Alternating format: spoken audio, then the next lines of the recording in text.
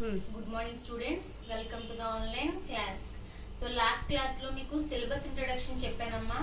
So ఈ రోజు నుంచి మీకు స్టార్ట్ చేయడం అనేది జరుగుతుంది, సిలబస్ స్టార్ట్ చేయడం జరుగుతుంది. అండ్ టుడే టాపిక్ ఈస్, ఈరోజు మనం చెప్పుకోబోయే టాపిక్ ఏంటి అంటే ఇమ్యూనిటీ. ఏంటండి? ఇమ్యూనిటీ. సో ఈ పదం మీ అందరికీ బాగా తెలుసును. ఇమ్యూనిటీ అంటే ఇప్పుడు ఈ కరోనా వల్ల ఈ ఇమ్యూనిటీ అనే పదాన్ని చాలాసార్లు వినుంటారన్నమాట. సో ఇమ్యూనిటీ అంటే ఏంటి? సో ఇమ్యూనిటీ అసలు ఇమ్యూనాలజీ అంటే the study of immune system and cells and organs involved in the immune system, దాన్ని ఇమ్యూనాలజీ అని అంటారు. So immunology, who is the father of immunology? Father of immunology అని మనం ఎవరిని చెప్పుకోవచ్చు అంటే Louis Pasteur is the father of immunology. ఎందుకు madam Louis Pasteur father of immunology అని మీకు క్వశ్చన్ వస్తే, సో ర్యాబీస్ కి వ్యాక్సిన్ కానీ యాంథ్రాక్స్ కి వ్యాక్సిన్ కానీ సో కనుగొన్న సైంటిస్ట్ ఎవరు? వ్యాక్సినేషన్ అలాగే చికెన్ కలరాకి వ్యాక్సిన్ కనుగొన్నది ఎవరు అంటే లూయిస్ పాస్చర్. ఇన్ కాంట్రిబ్యూషన్స్ ఇమ్యూనాలజీలో ఎక్కువగా ఉంటాయి కాబట్టి సో ఈ was called as a father of immunology అని పిలుస్తారండి. అలాగే ఫాదర్ ఆఫ్ మైక్రోబయాలజీ అని కూడా పిలుస్తారు. కాంట్రిబ్యూషన్స్ అనేవి మైక్రోబయాలజీలోనే ఉన్నాయి, ఇమ్యూనాలజీలో ఉన్నాయి కాబట్టి సో ఈ called both father of immunology and microbiology. So and next and today topic is immunity. So immunity అంటే మీరు డిఫైన్ చేయండి అమ్మా. సో ఎవరన్నా మీరు ఒకసారి immunity అంటే ఇప్పుడు అందరూ చెప్తున్నారు. So immunity means resistance to infection అంటారు. immunity అంటే రెసిస్టెన్స్ టు దేనికి? ఇన్ఫెక్షన్స్. రెసిస్టెంట్ పవర్ అనేది వస్తుంది దేనికి అండి? ఇన్ఫెక్షన్. రెసిస్టెన్స్ టు ఇన్ఫెక్షన్, దాన్ని ఇమ్యూనిటీ అని అంటారు. So immunity is defined as resistance to infection. So when some foreign particle enter into the body, so మన immune mechanism అనేది యాక్టివేట్ అయ్యి సో ద ఇమ్యూనిటీ అనేది ఏంటంటే fight against the foreign particle. ఆ foreign particle కి against గా act చేసి ఆ ఫారెన్ పార్టికల్ ని కంప్లీట్ గా కిల్ చేస్తుంది with the help of some cells, T cells కానీ ఆర్ బి సెల్స్ సహాయం తీసుకొని అది ఆ ఫారెన్ పార్టికల్ ని బయటికి పంపించేస్తుంది. సో ఇప్పుడు కరోనా పేషెంట్లు మీరు ఎగ్జాంపుల్ గా తీసుకున్నారండి అనుకోండి. సో కరోనా అనేది ఎందుకు వస్తుంది? సో కరోనా వైరస్ వల్ల. సో అది రాగానే ఇమ్యూనిటీ అనేది ఎందుకు పడిపోతుంది? దాని ప్రభావం అనేది బి సెల్స్ మీద గానో టీ సెల్స్ మీద గానో ఎక్కువ చూపించడం వల్ల ఇమ్యూనిటీ అనేది లాస్ అవుతుంది. సో మనకు ఇమ్యూనిటీ అనేది ఎక్కువ కావాలని అంటే డబ్ల్యూబీసీ సెల్స్ అనేవి ఎక్కువగా దానికి ఫంక్షన్స్ అనేవి బాగోవాలి. ఎప్పుడైతే డబ్ల్యూబీసీ సెల్స్ అనేవి మనలో లేకపోతాయి, మన సిక్రేషన్ అనేది తక్కువ అవుతుందో ఇమ్యూనిటీ అనేది మనం లాస్ అవుతామన్నమాట. సో దాన్ని ఇమ్యూనిటీ అని అంటారు. సో అందుకే ఇప్పుడు కరోనా రాగాలు ఏంటంటే ఇమ్యూనిటీ అనేది లాస్ అవుతుంది. సో డబ్ల్యూబీసీ సెల్స్ వల్ల దాని మీద స్టెరాయిడ్స్ ఇవ్వడం వల్ల కానీ కార్టికోస్టెరాయిడ్స్ ఇవ్వడం వల్ల కానీ దాని ప్రభావం దేని మీద పడుతుందంటే టీ సెల్ సిక్రేషన్ ఆపేస్తుంది. ఎప్పుడైతే టీ సెల్ బి సెల్సే ఫారెన్ పార్టికల్ తో ఫైట్ చేయగలుగుతాయి, అది గుర్తుపెట్టుకోండి. సో ఒక ఫారెన్ పార్టికల్ వచ్చింది అని అంటే ఒక యాంటీజెన్ ఎంటర్ అవ్వగానే ఇమ్యూన్ సిస్టమ్ యాక్టివేట్ అయ్యి ఆ ఫారెన్ పార్టికల్ ని కంప్లీట్ బయటికి పంపించే వరకు అవి హెల్ప్ చేస్తూనే ఉంటాయి. సో ఆ సిక్రేషన్ కనుక స్టాప్ అయిపోయింది అనుకోండి మన బాడీలో, సో ఫారెన్ పార్టికల్ రిప్లికేషన్ అనేది మన బాడీలో ఎక్కువ అయిపోతుంది. సో ఇమ్యూనిటీ అంటే ఏంటండి? రెసిస్టెన్స్ టు ఇన్ఫెక్షన్స్ అని అనాలి. సో ఇమ్యూనిటీ అనేది ఇంకా ఏం చేస్తుందంటే when foreign particle enter into the body, they fight against the foreign particle and it eliminate the foreign particle from our body. So మన బాడీలోని ఫారెన్ పార్టికల్ ని కంప్లీట్ గా అది బయటికి పంపించేస్తుంది, డిస్పోజల్ అనేది చేసేసింది. సో ఇమ్యూనిటీని ఎలా క్లాసిఫై చేశారు? So immunity is classified in 2 types. Immunity are classified in 2 types. They are innate immunity, acquired immunity. Innate immunity and acquired immunity. In acquired immunity, they again classified in 2 types. Acquired immunity again classified in 2 types. They are active and passive. Active and passive. Both active and passive immunity are again classified in 2 types. They are natural, artificial. So this passive also again classified in 2 types. They are natural and artificial. Okay nandi? So immunity classification ante immunity are classified in 2 types.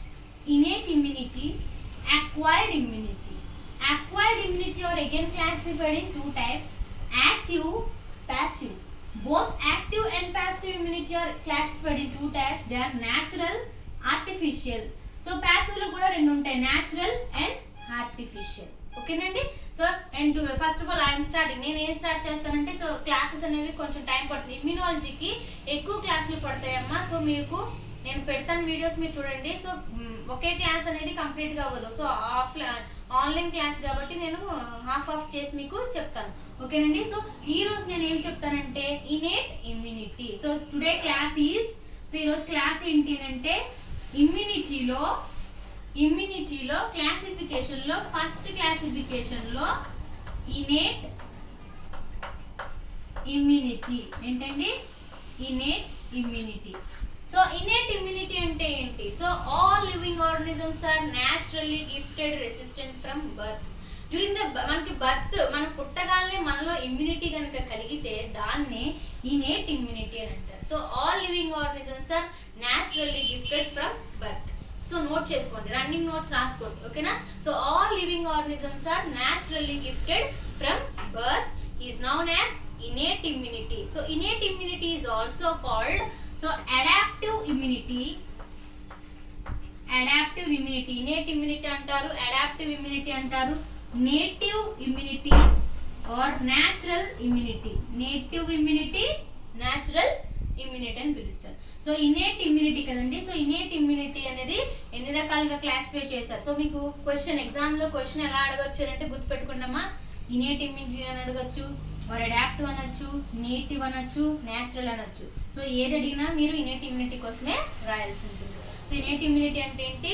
All living organisms are naturally gifted from birth. మనకి resistant power అనేది, immunity అనేది by birth మనకి రావడాన్ని innate immunity అని పిలుస్తారు. Innate ఇమ్యూనిటీని ఇంకా ఏమని పిలుస్తారంటే it is also called as adaptive immunity, native immunity, natural immunity అని పిలుస్తారు. సో ఇందులో innate immunity. So innate immunity అనేది మన బాడీలో యాక్టివేట్ అవ్వాలి. సో ఇనేట్ ఇమ్యూనిటీ అనేది మన బాడీలో పెర్ఫార్మెన్స్ చేయాలి అంటే సమ్ బ్యారియర్స్ ఆర్ ఇంపార్టెంట్. కొన్ని బ్యారియర్స్ అనేవి మనకి అవసరం అవుతాయి అన్నమాట. కొన్ని ఫిజికల్ బ్యారియర్స్ అండ్ కొన్ని బయోకెమికల్ ఫ్యాక్టర్స్ మనకి హెల్ప్ అవుతుంది. సో సమ్ ఫ్యాక్టర్స్ ఉంటాయి, ఆ ఫ్యాక్టర్స్ అనేవి మనకి ఇమ్యూనిటీని కలిగి చేస్తాయి. సో ఆ ఫ్యాక్టర్స్ అనేవి ఏంటి అంటే first factor is physical factor. Second factor physical factor ఒకటమ్మా, ఆర్ మెకానికల్ ఫ్యాక్టర్స్ అని కూడా పిలుస్తారు. Mechanical, physical factors, mechanical factors. Next biochemical factors అంటారు. Cellular factors, genetic factors, other factors. So ఎన్ని చెప్పుకుంటున్నాను చూడండి, 5 ఉన్నాయి. నేను ఇనేట్ ఇమ్యూనిటీ చెప్తున్నాను. సో ఇనేట్ ఇమ్యూనిటీ అంటే మనకి బర్త్, సో మనకి పుట్టగానే ఇమ్యూనిటీ అనేది మనకి రావడాన్ని ఇనేట్ ఇమ్యూనిటీ అని పిలుస్తారు, ఓకేనా. All living organisms are naturally gifted from birth. So దాన్ని ఇనేట్ ఇమ్యూనిటీ అని అంటారు. సో ఇనేట్ ఇమ్యూనిటీ అనేది మన బాడీలో ఆపరేట్ అవ్వాలి, జరగాలి అంటే సమ్ ఫ్యాక్టర్స్ అనేవి ఇక్కడ ఇన్వాల్వ్ అవుతాయి. ఆ ఫ్యాక్టర్స్ ఏంటంటే physical or mechanical factors, biochemical factors, cellular factors, genetic factors and other factors. Physical or mechanical factors, biochemical factors, cellular factors, genetic and other factors. ఇందులో మళ్ళీ ఈ రోజు ఏం చెప్పుకుంటామంటే physical or mechanical factors. What are they? So physical and mechanical factors అనేవి ఏమేమి ఇక్కడ involve అవుతాయంటే ఫస్ట్ స్కిన్ అండి. స్కిన్, మ్యూకస్ మెంబ్రెయిన్, స్కిన్ ఒకటి, mucus membrane, skin, mucus membrane, cilia, skin, mucus membrane, cilia, coughing and sneezing. Fifth one, peristalsis, and last one saliva, tears.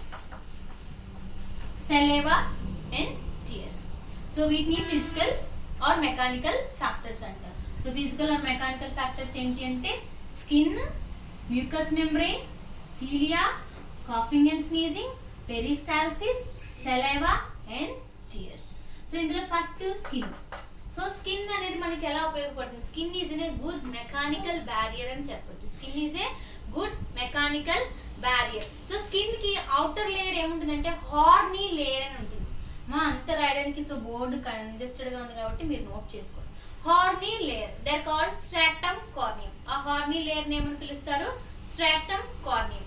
ఆ stratum corneum అనేది మన యొక్క స్కిన్ ని protect చేస్తూ ఉంటుంది. So skin లో 2 layers glands కూడా ఉంటాయి, sebaceous glands, sweat glands. But it's called as layer, horny layer, stratum corneum అని అంటారు. It is so impermeable to the infections. మనకి ఇన్ఫెక్షన్స్ రాకుండా ఇది మనల్ని ప్రొటెక్ట్ చేస్తుంది. వెన్ కట్ ఆర్ బర్న్, మనకి ఎప్పుడైనా కట్ అయినా, ఊండ్ అయినా, కాలినా, సో స్కిన్ అనేది ఏమవుతుంది? బ్రేక్ అవుతుంది. సో బ్రేక్ అయినప్పుడు ఏంటంటే the micro organisms are enter in to the skin లోపలికి వచ్చేసి త్రూ ఎక్కడైతే కాలిందో, కట్ అయిందో దాని ద్వారా లోపలికి అనేవి ఎంటర్ అయిపోతాయి. సో అప్పటి వరకు మన స్కిన్ ప్రొటెక్ట్ చేస్తూ ఉంటుంది, దాని స్కిన్ అంటారు. Next mucus membrane. So it's mucus membrane లో it have the mucus, it's a sticky in nature, బాగా గమ్మీగా ఉంటుంది. ఎగ్జాంపుల్ నోస్ ఉంది. సో నోస్ పైన మీకు వెట్ అనేది ఉంటుంది, దాన్ని మ్యూకస్ అంటారు. వెజనల్ దగ్గర, యూరెథ్రల్ దగ్గర వెట్ ఉంటుంది, సో దాన్ని మ్యూకస్ అని అంటారు. సో ఎక్కడైతే వెట్ ఉంటుందో దాన్ని మ్యూకస్ అని మనం ఇక్కడ చెప్పుకుంటాం.